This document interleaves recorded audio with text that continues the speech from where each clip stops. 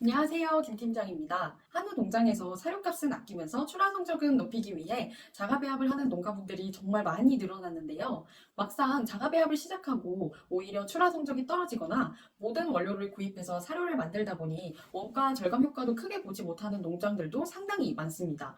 농장 일은 배합 사료를 사서 먹일 때보다 2배는 늘어났는데 성적은 떨어지고 사료비 절감 효과도 별로 없다면 정말 억울하고 속상할 수밖에 없겠죠. 이런 어려움을 겪는 자가배합 농가분들을 위해 저희 회사의 TMR 사료 제조 22년 노하우를 몇 가지 공유해 드리려고 합니다. 그리고 저희 제품 중에 자가배합 농장들을 위한 발효사료 제품도 있는데요. 이 발효사료 제품을 올바르게 이용하는 방법도 말씀드릴게요. 혹시 저희 사료를 이용하지 않는 농가분이시더라도 괜찮습니다. 자가배합을 하면서 분명 도움이 되실 배합 노하우들을 영상에 다루었으니까 끝까지 시청해주세요.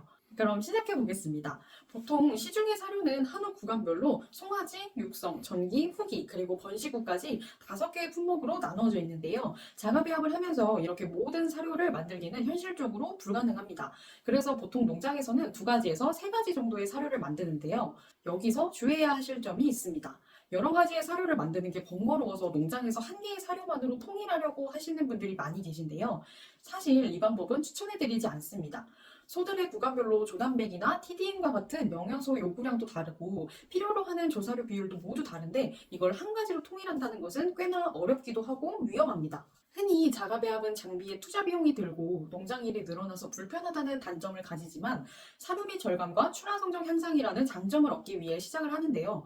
농장 일이 늘어난다는 단점을 내가 만드는 사료의 가지수를 줄여서 내 몸이 편하고자 하면 그 결과가 대부분은 좋지 않습니다. 실제로 자가배합을 하면서 성적 조화로 어려움을 겪고 저희 회사로 문의를 주시는 농장들을 보면 대부분의 공통점이 사료를 한 가지로 통일하고 있다는 것입니다. 이러한 농가 사장님들이 공통적으로 하시는 말씀이 있는데요. 첫 번째는 내가 아는 농장 혹은 견학을 다녀온 농장은 한 가지 사료만으로도 성적이 잘 나오던데요. 이것과 두 번째는 제가 너무 바빠서 여러 사료를 만들 여유가 없어요입니다. 사실 실제로도 한 가지 사료만으로 좋은 성적을 만들어내는 자가배합 농장들도 많이 있습니다.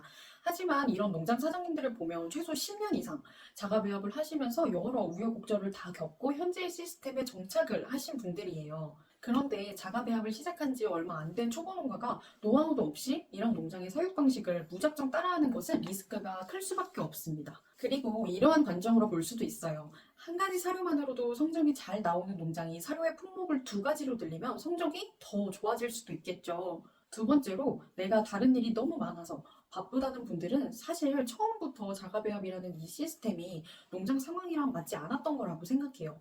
소 키우는 일 말고도 다른 일 바쁜데 자가배합은 농장의 일을 더 늘리는 방식이죠. 그러니까 결국에는 농장에 그만큼 시간을 투자하지 못해서 농장이 잘 돌아가지 않게 되고 성적은 떨어지게 됩니다.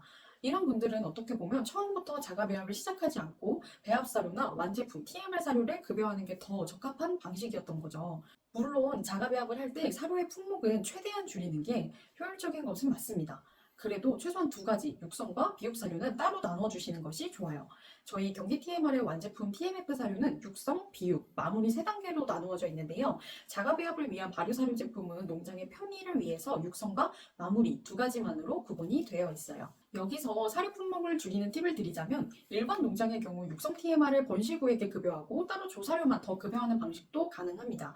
이러면 따로 번식 후 TMR을 비비실 필요가 없어서 농장 업무가 줄어드는데요. 저희 사료 기준으로 말씀드리자면 소의 BCS에 따라 육성 TMR을 8에서 10kg 정도 급여하고 볏짚을 1kg 정도 더 주시면 됩니다. 또 다른 방법은 두수가 많은 구간은 자가배합으로 사료를 만들고 상대적으로 두수가 적은 구간은 완제품을 사서 급여하는 방법입니다. 예를 들어서 10개월령의 육성호가 80마리 정도이고 비육기에 들어간 18개월 이상의 소들이 20마리라면 육성호 사료는 농장에서 배합을 하고 20마리의 비육소들의 사료는 완제품 TMF를 구입해서 급여하는 방식인 거죠. 물론 이런 방법도 있습니다. 자가배합으로 한 가지 사료를 만들어서 모든 소에게 급여하고 구간별로 배합 사료를 따로 더 드레싱 해주는 거죠. 저는 개인적으로 이 방식보다는 구간에 맞는 사료를 만들어서 먹이고 사료의 품목을 늘리기 어렵다면 완제품 TMF를 이용하시는 방법을 추천드려요. 여기서 소소한 2번째 팁을 한 가지 더 드릴게요. 농장의 규모가 충분히 크지 않다면 대부분 한 개의 농장에서는 배합기 한 대가 있는데요.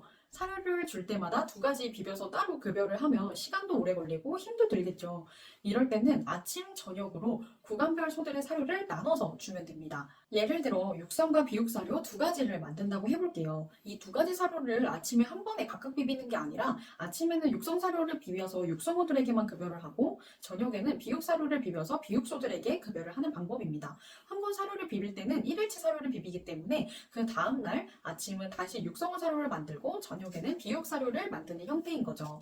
아직 저희 발효 사료를 이용하지 않고 계시는 농가분들 중에 사료의 품목을 들리는 게 힘들고 부담스러운 분들도 계실 텐데요. 그렇다면 자가배합의 과정을 완전 간단하게 만들어서 품목을 한 가지 늘리는 것도 부담이 없어지는 저희 경기 TMR의 올인원 발효 사료를 이용해 보시는 것을 추천드립니다.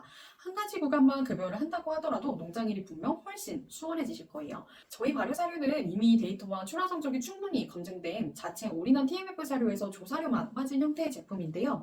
그렇기 때문에 발효 사료 외에 농장에서 배합 사료나 옥수수, 대두박 등의 원료들을 추가 배합하지 않으셔도 됩니다. 물론 생균제나 중조, 석회석 등의 첨가제도 별도로 넣으실 필요가 없어요. 저희 발효사료에 조사료만 넣고 비벼서 급여를 하시면 되는데요. 발효사료는 톱백으로 출고가 되고 있고 한 개당 무게는 800kg, 1000kg 두 가지 형태로 담아 생산을 하고 있습니다.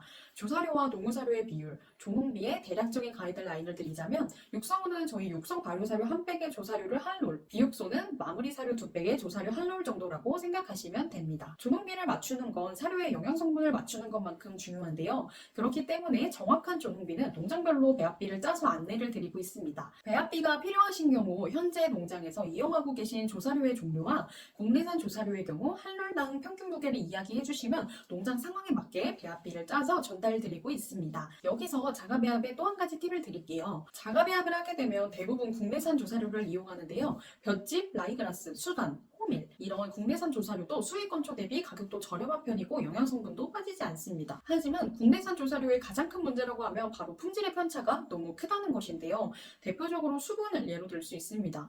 일반적인 볏짚은 평균 수분 40% 정도로 보는데요. 하지만 아주 잘 마른 볏짚의 수분은 20%에서 수분이 많은 경우 60%에서 70% 수준의 볏짚도 있습니다. 내가 배합비를 짤 때에는 한국 표준사료 성분표를 기준으로 볏짚의 수분을 40%로 설계를 해서 배합비를 짤 겁니다. 그런데 실제로 농장에서 쓰는 볏짚의 수분이 20%라면 어떨까요? 설계한 것보다 조농 비율에서 조사료가 더 많아지게 되는 거죠. 반대로 볏짚의 수분이 60%라면 조사료 함량이 부족해지는 거고요. 국내산 조사료를 이용할 때 현장에서는 또 다른 문제점도 있어요. 대부분 자가배합을 할 때 볏짚과 같은 국내산 조사료들은 무게를 계량해서 투입하지 않고 롤 개수 기준으로 투입을 하는 게 일반적입니다.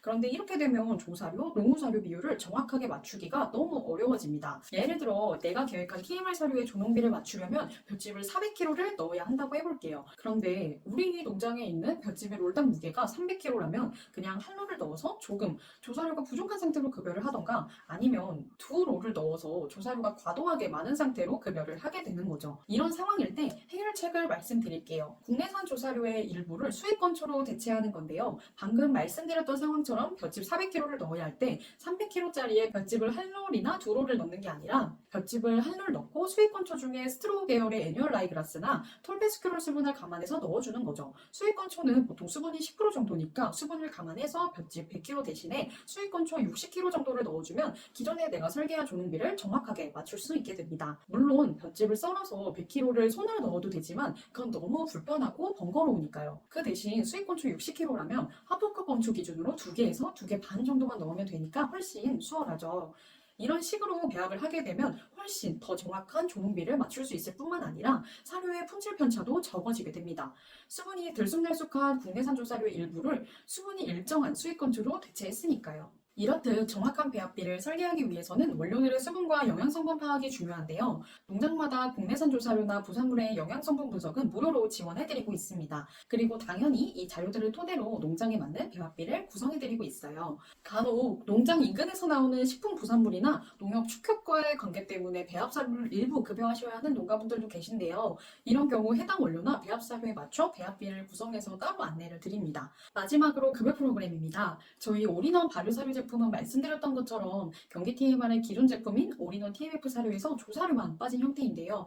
그래서 급여 프로그램은 저희 완제품과 동일하게 급여를 하시면 됩니다. 이 급여 프로그램은 단순히 영양소뿐만 아니라 자체 목장에서 실제로 소들이 사료를 먹는 양까지 반영해서 설계를 한 것이기 때문에 실제 섭취량도 급여 프로그램과 크게 다르지 않습니다. 믿고 따라오셔도 돼요. 다만 농장에서 쓰시는 조사료의 수분에 따라 완성된 사료의 수분도 농장마다 다르겠죠. 이 부분은 저희가 건물량을 고려해서 농장에 맞는 급여 프로그램을 따로 짜서 전달드리니까 걱정하지 않으셔도 됩니다. 원료를 모두 구매해서 자가배합을 하시는 분들이시더라도 농장의 대략적인 급여 프로그램은 기준을 잡아두시는 게 좋아요. 그래야 출하 성적의 편차도 줄어들 수가 있겠죠. 그리고 출하 성적을 더 개선하고 싶을 때 사료의 배합비를 조절하는 게 아니라 급여 프로그램을 먼저 조정해 볼 수도 있고요. 경기 TMR의 올인원 발효 사료는 8월에 첫 출시를 했는데요. 불과 2달 만에 전국 약 30개의 농가에서 문의를 주셨어요. 현재는 강원도부터 충청도, 전라남도까지 사료가 출고되고 있습니다. 저희 제품 중에 완제품 TMF 사료는 현재 물량이 꽉 차서 농가분들의 대기 접수를 받고 있는 상황인데요. 발효 사료도 신규 농가 주문 접수가 언제 마감될지 모르니까 관심 있는 농가분들은 저희 홈페이지를 통해서 빠르게 문의 남겨주시기 바랍니다. 감사합니다.